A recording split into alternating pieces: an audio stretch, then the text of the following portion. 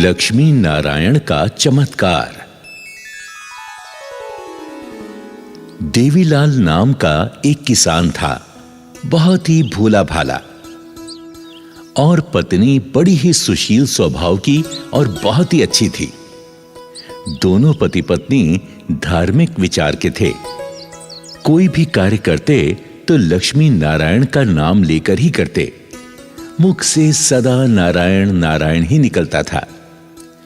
एक समय की बात है, दोनों पति पत्नी अपनी कुटिया के बाहर बैठकर बातें कर रहे थे।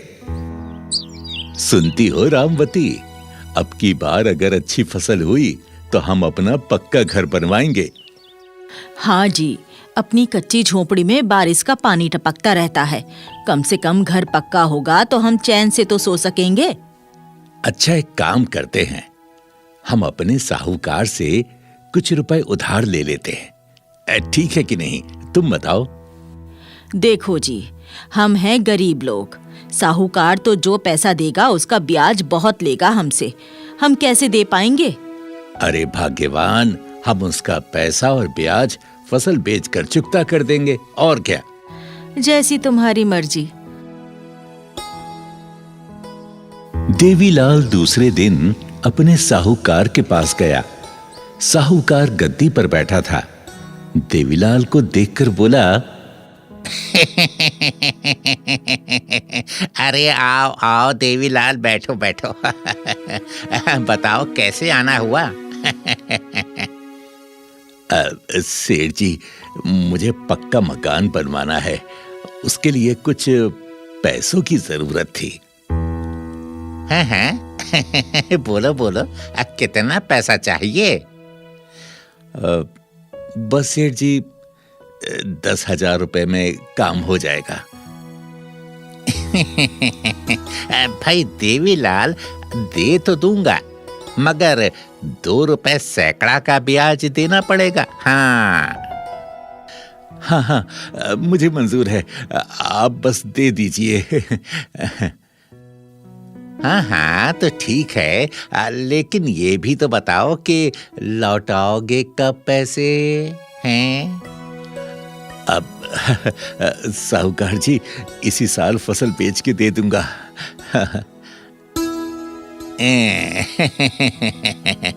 ठीक है ठीक है, ये लो 10,000 रुपए। ले जाओ ले जाओ। साहूकार गिनकर 10,000 रुपए देवीलाल को दे देता है। देवीलाल खुशी खुशी घर आता है। अजी, सेठ ने पैसे दिए क्या? हाँ, साहूकार ने पैसे दे दिए, पर उसने मुझे 2 रुपए सैकड़े के ब्याज पर पैसे दिए हैं। कितने दिन में लेगा वो पैसा वापस? अरे तो चिंता मत कर, लक्ष्मी नारायण की कृपा से मैं उसे इसी साल फसल बेचकर पैसे लौटा दूंगा। हाँ। हे लक्ष्मी नारायण, हमारी लाज रख लेना। लेकिन भगवान को तो कुछ और ही मंजूर था। खेतों में फसल पकने का समय आया, तभी ओलावृष्टि से उसकी पूरी फसल नष्ट हो गई। कुछ पैसा खेत की बुआई में खर्च हो गया और कुछ पैसा घर में खर्च हो गया। देवीलाल की फसल नष्ट हुई तो वो फूट फूट कर रोने लगा।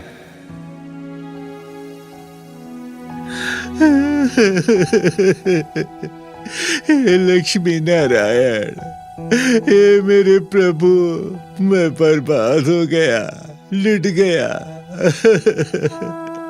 अब क्या होगा? मेरी सारी फसल नष्ट हो गई। अब हम कहां से साहूकार को पैसे लौटाएंगे?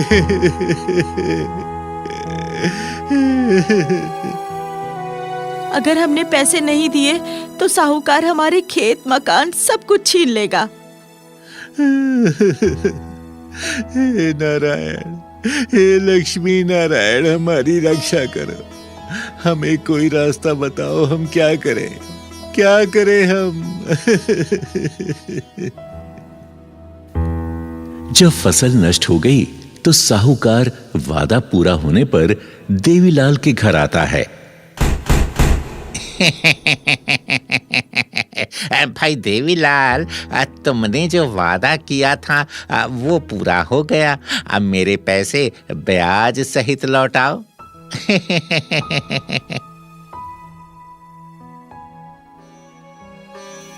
देवीलाल साहूकार के सामने बहुत गिड़गिड़ाया, पर साहूकार नहीं माना और आंखें लाल करके बोला, ना ना ना ना ना ना ना ना, ये सब नहीं चलेगा मेरे सामने।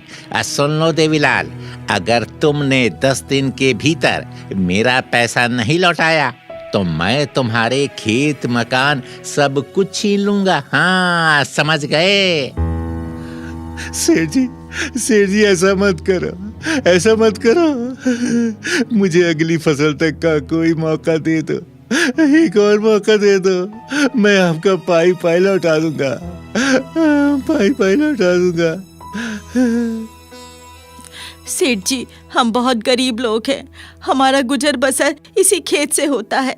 हम बर्बाद हो जाएंगे। हम कहाँ जाएंगे सेठ जी? हम पर दया करो। नहीं नहीं नहीं नहीं नहीं नहीं नहीं नहीं नहीं, मैं कुछ नहीं जानता। मुझे 10 दिन के भीतर पैसा चाहिए तो चाहिए। मैं अब की बार आऊंगा तो पुलिस और वकील के साथ आऊंगा। हाँ, चलता हूं मैं। साहूकार के जाने के बाद दोनों पति पत्नी भगवान विष्णु से रो रो के प्रार्थना करते हैं। हे विष्णु हरि भगवान, मैं आपका परम भक्त हूँ। मैं और मेरी पत्नी ने आपको भोग लगाए बिना कभी भोजन नहीं किया। हमने सच्चे मन से आपकी पूजा वंदना की। हमने आज तक आपसे कुछ नहीं मांगा भगवान। आज आपका भक्त बड़ी संकट में है। अगर उस साहूकार का पैसा हमने नहीं लौटाया तो वो हमारे खेत और मकान सब कुछ हमसे छीन लेगा। हे लक्ष्मी नारायण, आप तो निर्बल को बल देने वाले। हमारी रक्षा करो प्रभु, हमारी रक्षा करो। इधर देवीलाल विष्णु से प्रार्थना कर रहा था और उधर भगवान विष्णु अपनी शैया पर बैठे देवीलाल का सारा हाल सुन रहे थे। हाल सुनकर वो लक्ष्मी से कहते हैं, सुनो लक्ष्मी, हमारा भक्त संकट में हमें पुकार रहा है। हमें उसकी मदद करनी चाहिए। आदेश कीजिए स्वामी, मुझे क्या करना है? देवी, तुम तो धन धान की देवी हो, उस पर अपनी कृपा बरसाओ। लक्ष्मी मां देवीलाल की पत्नी रामवती को सपने में दर्शन देती हैं और कहती हैं, देवी सुनो, मैं तुम्हें एक उपाय बताती हूं, जरा ध्यान से सुनो।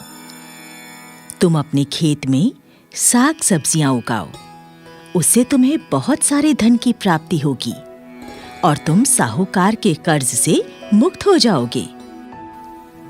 इतना कहकर लक्ष्मी मां अदृश्य हो गई। सुबह रामवती नींद से जागी और अपने सपने की बात अपने पति से बताई। देवीलाल फावड़ा लेकर अपने खेत पर गया और वो मिट्टी खोदने लगा। मिट्टी खोदते खोदते उसके फावड़े से कोई वस्तु टकरा गई।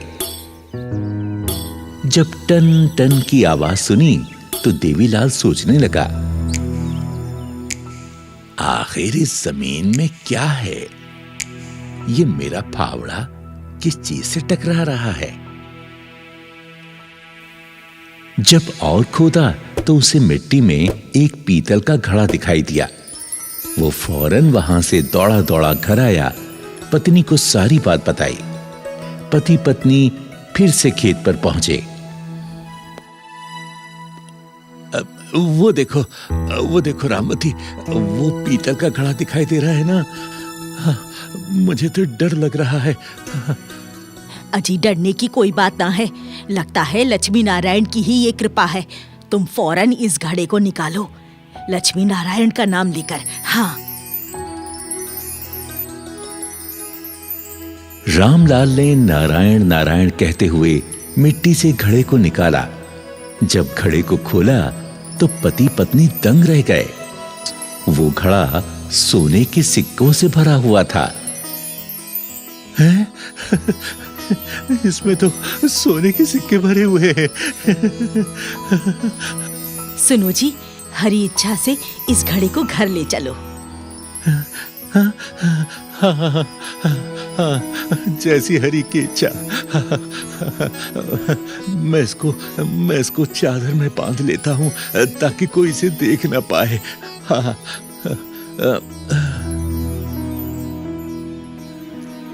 घड़े को एक चादर में बांधकर दोनों पति पत्नी उस पीतल के घड़े को घर ले आए।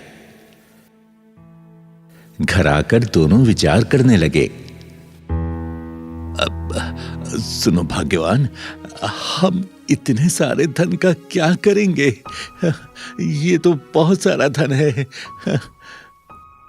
हम इसमें से थोड़ा सा धन निकालकर उस साहूकार का पैसा लौटा देंगे और उसमें से बाकी धन को हम भगवान की सेवा में लगा देंगे। उन्हीं का तो दिया धन है। हाँ, तुम ठीक कहती हो रामवती। हम इस पैसे से श्री लक्ष्मी नारायण विष्णु जी का मंदिर बनवाएंगे, गरीबों को भी दान करेंगे। हाँ, ऐसे ही करेंगे। दोनों पति पत्नी अभी बात कर ही रहे थे कि तभी साहूकार दरवाजे पर खटखटाता है। रामलाल, दरवाजा खोलो।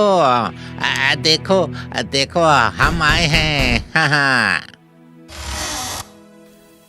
रामलाल ने दरवाजा खोला तो साहूकार अपने कुछ आदमियों को लेकर द्वार पर खड़ा हुआ था।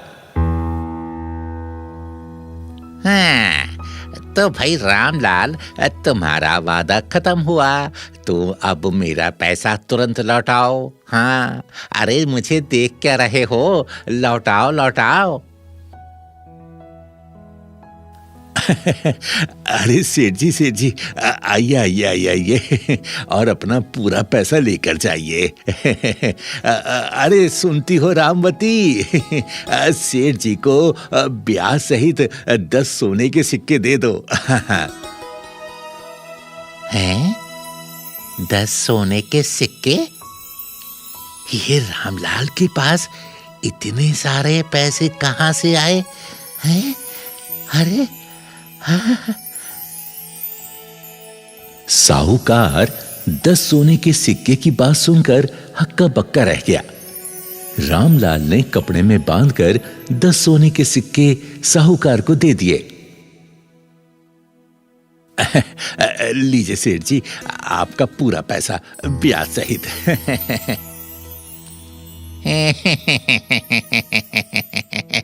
रामलाल, तुम तो लगता है बुरा मान गए। अरे कोई बात नहीं, इतनी जल्दी काहे की है? अरे दे देते पैसे बाद में भी। चलो कोई बात नहीं। भाई मेरा हिसाब तो पूरा हो गया, लेकिन रामलाल, मुझे ये तो बताओ कि ये सोने के सिक्के आए कहाँ से हैं? सेठ जी, ये तो बस मेरे प्रभु नारायण हरि की कृपा है। जय हो।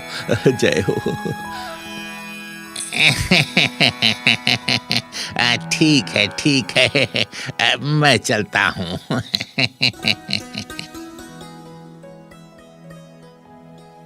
साहूकार घर पहुंचकर सोचने लगा कि रामलाल के पास इतना पैसा आया कहां से।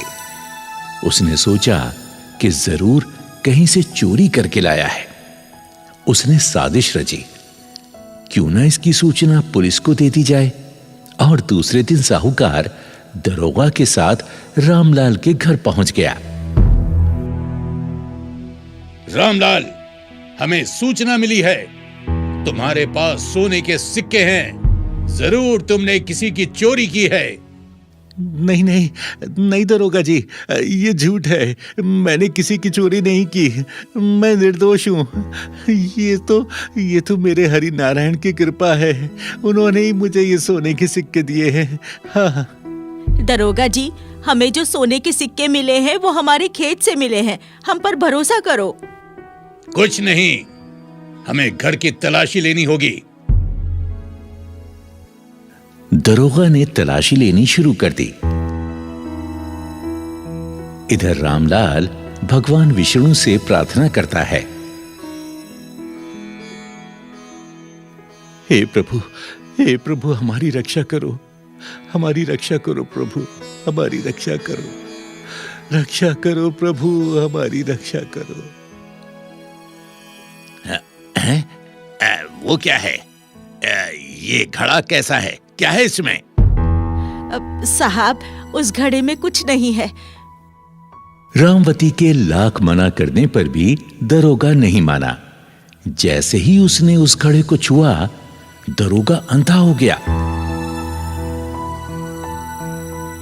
अरे अरे अरे, मुझे तो कुछ भी दिखाई नहीं दे रहा है। अरे ये क्या हो गया? अरे ये क्या हो गया? मुझे कुछ दिखाई क्यों नहीं दे रहा है? अरे ये क्या हो गया? और उधर साहूकार भी चिल्लाने लगा, अरे मुझे कुछ भी दिखाई नहीं दे रहा है। अरे ये क्या हो गया? मुझे जरूर ये दोनों बुढ़िया बुढ़े जादूगर हैं। ओहो, मुझे बचाओ, बचाओ, मेरी आंखों में दर्द हो रहा है। मैं इस घड़े को नहीं छूऊंगा। ये क्या हो गया? मुझे क्षमा कर दो रामलाल, मुझे क्षमा कर दो, मुझे क्षमा कर दो रामलाल। अब मैं इस घड़े को नहीं छूऊंगा। ओहो, मेरी आंखों में दर्द हो रहा है। मुझे बचा लो, मुझे बचाओ। रामलाल, ये सब तुम्हारी सच्ची भक्ति का चमत्कार है। हमें क्षमा करो, क्षमा कर दो हमें। दरोगा और साहूकार दोनों नाक रगड़कर श्री नारायण विष्णु से क्षमा मांगते हैं। हे लक्ष्मी नारायण, हमें क्षमा कर दो, हमें क्षमा कर दो। हे लक्ष्मी नारायण, हमें क्षमा करो, हमें क्षमा कर दो, हमारी आंखें ठीक कर दो। भगवान विष्णु की कृपा से दोनों की आंखें ठीक हो जाती हैं। उन्हें पहले की ही तरह सब कुछ दिखाई देने लगता है। रामलाल, तुम्हारी भक्ति सच्ची है। हमें क्षमा कर दो, हम जा रहे हैं। हमें क्षमा कर दो। हाँ रामलाल, मुझे भी क्षमा कर दो। मैंने तुम पर चोरी का इल्जाम लगाया। क्षमा कर दो, मैं भी जा रहा हूँ। हाँ। चलो कोई बात नहीं, लेकिन कभी भी गरीब का दिल ना दुखाना। गरीब के दिल में भगवान बसते हैं। हाँ। दरोगा और साहूकार चले जाते हैं। रामलाल ने अपने घर में श्री विष्णु और लक्ष्मी का मंदिर बनवाया और दोनों पति पत्नी आनंद पूर्वक जीवन यापन करने लगे। अरे भाग्यवान, भगवान का शुक्रिया अदा करो और प्रेम से बोलो, जय जय श्री लक्ष्मी नारायण भगवान, जय जय श्री लक्ष्मी नारायण भगवान। जय हो श्री महालक्ष्मी, माँ तेरी सदा ही जय। जय हो मैया, जय हो महालक्ष्मी माँ, तेरी सदा ही जय।